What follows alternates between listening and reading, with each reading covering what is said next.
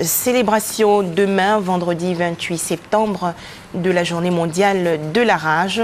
Cette journée a pour but de mieux faire connaître les effets de la rage chez l'homme et l'animal, les mesures de prévention qui existent et les moyens d'éliminer la rage humaine.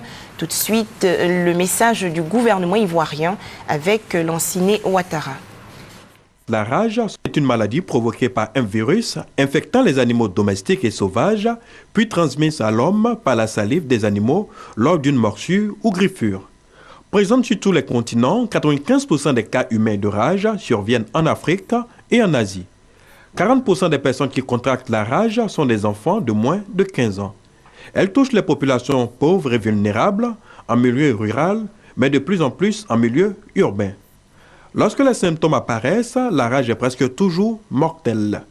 En Côte d'Ivoire, en 2012, 12 décès par la rage ont été enregistrés, d'où l'invitation des populations à se mobiliser dans la lutte. Je voudrais, au nom du ministre de la Santé et en mon nom propre, vous exhorter à l'occasion de la Journée mondiale de la rage, prévue pour ce vendredi 28 septembre 2012, à observer les gestes simples qui sauvent.